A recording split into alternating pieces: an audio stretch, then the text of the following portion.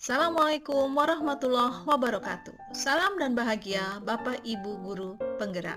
Perkenalkan, saya Tinon Wulandari, CGP Angkatan 11, SMK Negeri 1 Kalibagor. Pada saat ini, perkenankan saya untuk menyampaikan modul 1.3 terkait dengan koneksi antar materi visi guru penggerak.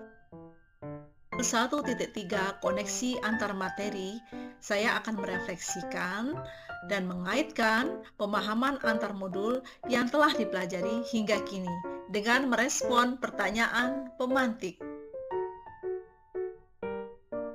Pertanyaan pemantik: apa yang Bapak Ibu pahami mengenai kaitan peran pendidik dalam mewujudkan filosofi pendidikan Ki Hajar Dewantoro dan profil pelajar Pancasila pada murid-muridnya dengan paradigma inquiry apresiatif di sekolah Bapak Ibu?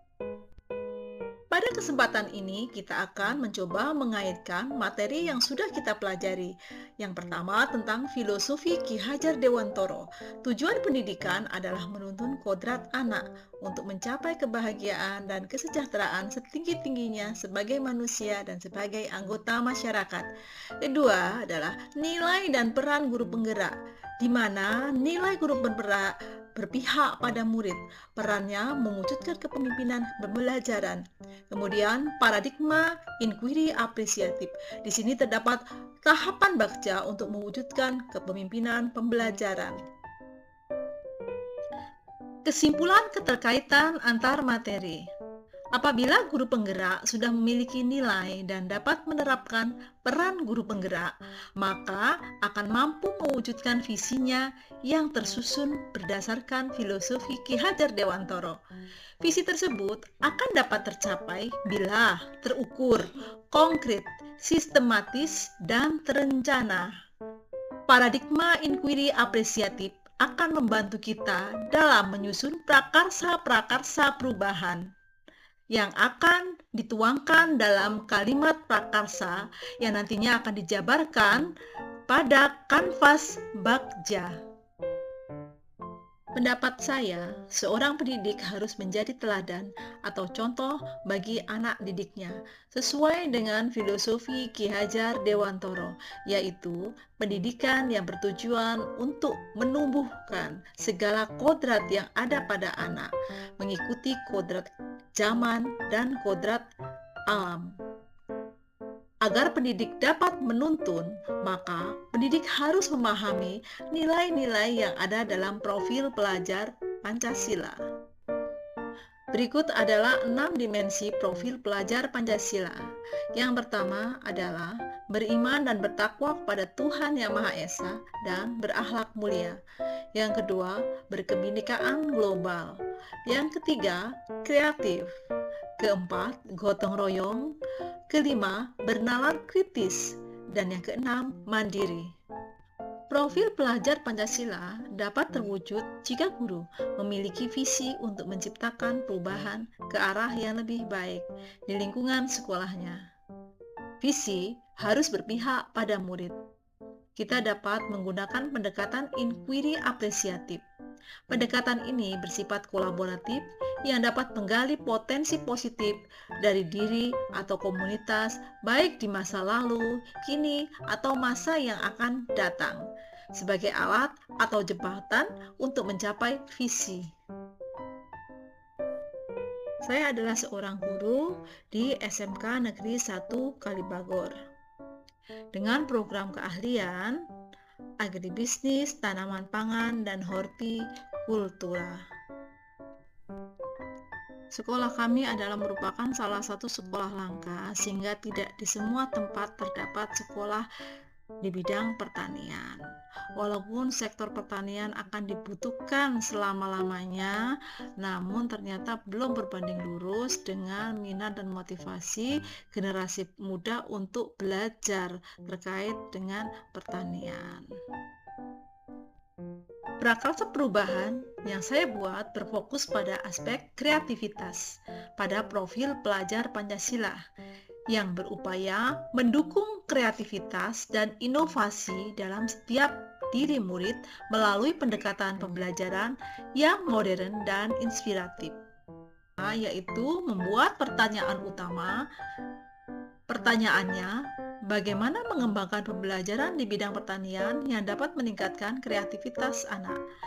Apa saja yang saya lakukan untuk mengembangkan pembelajaran di bidang pertanian yang dapat meningkatkan kreativitas anak?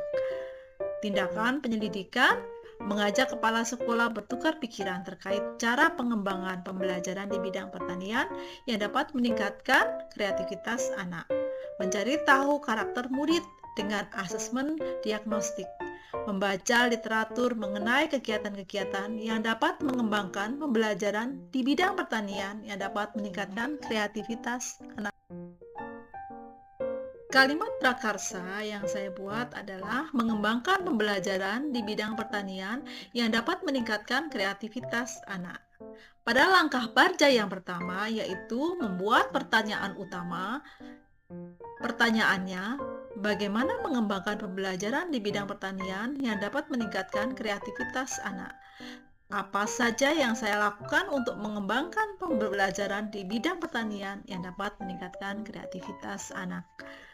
Tindakan penyelidikan, mengajak kepala sekolah bertukar pikiran terkait cara pengembangan pembelajaran di bidang pertanian yang dapat meningkatkan kreativitas anak.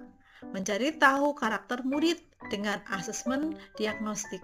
Membaca literatur mengenai kegiatan-kegiatan yang dapat mengembangkan pembelajaran di bidang pertanian yang dapat meningkatkan kreativitas anak. Langkah berikutnya adalah ambil pelajaran.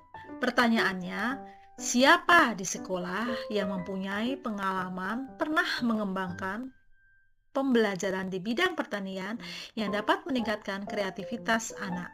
Aktivitas apa saja yang menurut anak membuat mereka merasa lebih meningkatkan kreativitasnya di bidang pertanian? Kemudian, keterampilan apa yang sudah saya miliki dan membantu saya dalam meningkatkan pembelajaran di bidang pertanian yang dapat meningkatkan kreativitas anak. Kemudian, tindakan penyelidikan, mencari contoh nyata, referensi tokoh, guru tentang cara mengembangkan pembelajaran di bidang pertanian yang dapat meningkatkan kreativitas anak. Mencari referensi pengembangan pembelajaran di bidang pertanian yang dapat meningkatkan kreativitas anak. Aktivitas berikutnya di kanvas Bagja adalah menggali mimpi. Pertanyaannya, apakah mengembangkan pembelajaran di bidang pertanian dapat meningkatkan kreativitas anak? Kemudian, apa keterkaitan antara pengembangan pembelajaran di bidang pertanian yang dapat meningkatkan kreativitas anak dengan dimensi profil pelajar Pancasila? Kemudian daftar tindakan dan penyelidikan. Membuat lembar observasi tentang pengembangan pembelajaran di bidang pertanian yang dapat meningkatkan kreativitas anak. Melaksanakan kolaborasi dengan tim teaching dengan orang-orang yang berkompeten dengan pengembangan pembelajaran di bidang pertanian yang dapat meningkatkan kreativitas anak. Langkah berikutnya adalah jabarkan rencana. Pertanyaannya, apa langkah yang paling sederhana atau pertama dilakukan? Apakah mengembangkan pembelajaran di bidang pertanian dapat meningkatkan kreativitas anak? Kemudian, apa langkah terobosan yang bisa dilakukan untuk menguatkan pengembangan pembelajaran di bidang pertanian yang dapat meningkatkan kreativitas anak? Daftar penyelidikan dan tindakan, membuat perangkat pembelajaran, LKPD, dan instrumen penilaian yang tepat, mencari metode pengembangan pembelajaran di bidang pertanian yang dapat meningkatkan kreativitas anak, memberikan reward kepada anak yang memiliki kreativitas di bidang pertanian.